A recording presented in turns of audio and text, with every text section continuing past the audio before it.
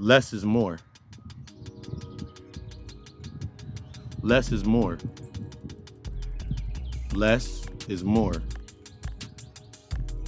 The power of 4 quarters. Papa Samdi, G.O.D, Alkhemist LLC.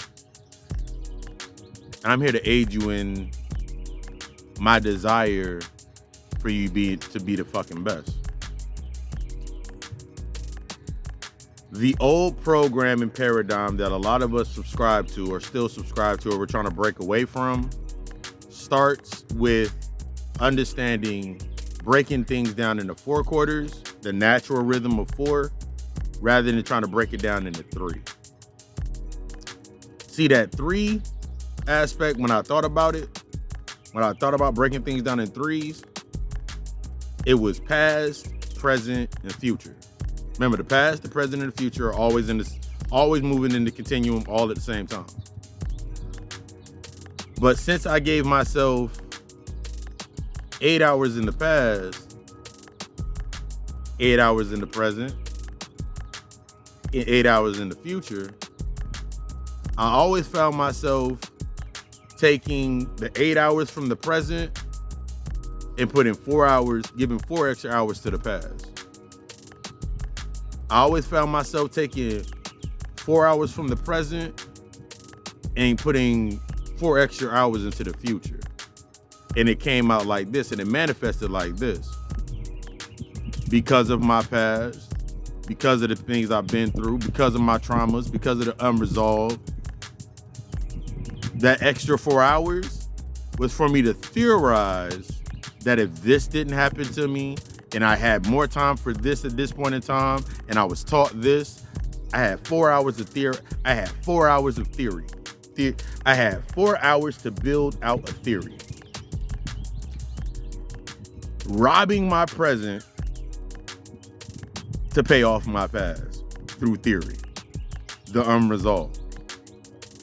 So by the time that I had that spark in the present, when I didn't have enough time in the present, what would I do?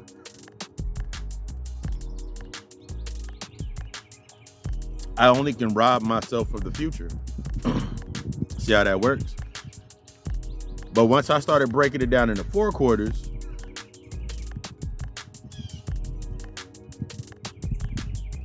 it all started to actually make sense.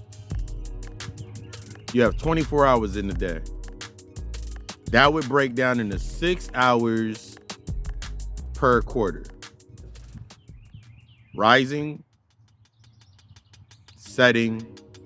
you're setting, you're rising, you're engaging, and inventory, or going back into the state of setting.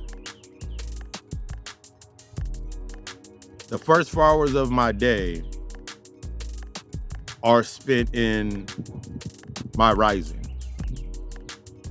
Everything from how I set my alarms on my phone, as an example. On my phone, I set my alarms, and I put titles or affirmations beside each alarm. Like, for example, my 4 o'clock alarm, it says rise into your meditation. My 9 a.m. alarm says supreme rising God or Titan. My third alarm that I set into the aspects of the day. In between those times, I have another alarm set between 10:30 that is get ready to engage with the space.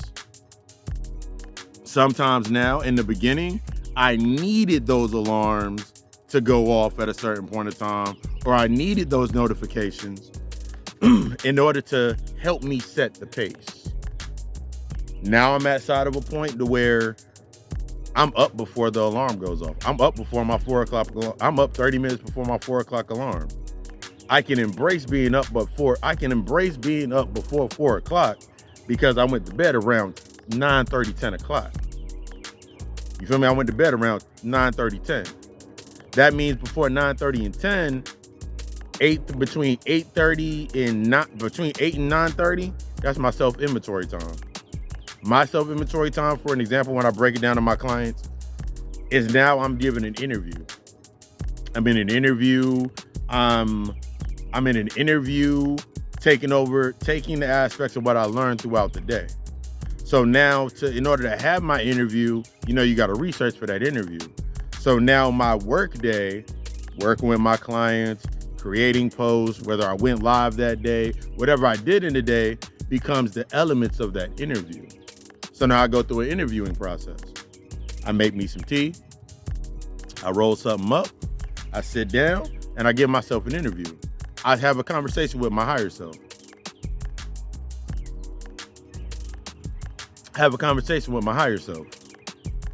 Then I go to sleep. Since I had that conversation with my higher self before I went to sleep, all the questions that I asked inside of that space, any thoughts that I had inside of that space have now been detailed to when I go to bed, that's what's on my mind. See, the key to you creating the 4 quarters inside of your day is so you can remain fully aware, fully engaged, fully present. Fully aware, fully engaged, and fully present. That way, when I wake up at 4 a.m.,